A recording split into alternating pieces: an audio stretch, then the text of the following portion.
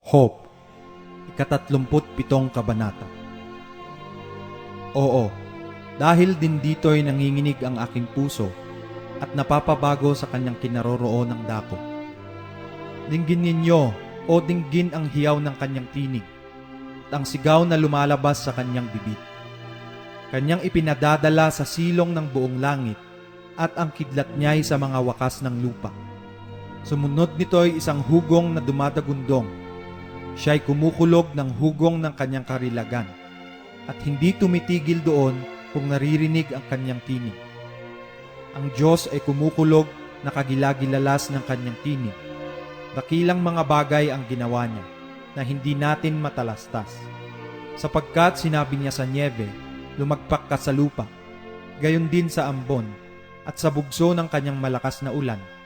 Tinatatakan niya ang kamay ng bawat tao upang maalaman ng lahat ng mga tao na kanyang nilalang. Kung gayoy, nagsisipasok ang mga hayop sa mga lungga at namamalagi sa kanilang mga tahanan. Mula sa timog nanggagaling ang bagyo at ang ginaw ay mula sa hilagaan.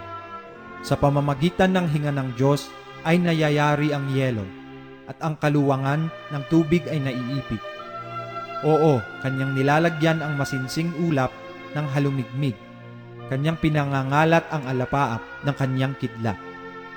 At pumipihit sa palibot sa pamamagitan ng kanyang patnubay upang kanilang gawin ang anumang iutos niya sa kanila sa ibabaw ng balat ng sanglibutang natatahanan.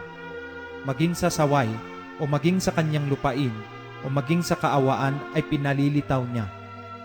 Dinggin mo ito, O Hope, tumigil ka at bulayin ang kagilagilalas ng mga gawa ng Diyos. Nalalaman mo ba kung paanong pinararatangan sila ng Diyos at pinasisilang ang kidlat ng kanyang alapaap? Nalalaman mo ba ang mga pagtitimbang ng mga alapaap, ang kagilagilalas ng mga gawa niya nasakdal sa kaalaman? Paanong umiinit ang inyong mga suot pagka tumatahimik ang lupa sa pamamagitan ng hanging timugan? Mailalatag mo ba na kasama niya ang langit na matibay na gaya ng isang salaming binubo? Ituro mo sa amin kung anong aming sasabihin sa kanya, sapagkat hindi namin maayos ang aming pananalita dahil sa kadiliman. Sasaysayin ba sa kanya na ako'y magsasalita? O iisipin ba ng isang tao na siya'y sasakmalin? At ngayoy hindi nakikita ng mga tao ang makinang na liwanag na nasa mga langit, ngunit ang hangin ay dumadaan at pinapalis ang mga yaon. Karilagang ginto ay nagmumula sa hilagaan, may taglay ang Diyos na kakilakilabot na karilagan. Tungkol sa makapangyarihan sa lahat, hindi natin mauunawa. Siya'y marilag sa kapangyarihan at sa kahatulan at sa ganang kaganapan, siya'y hindi pipighati.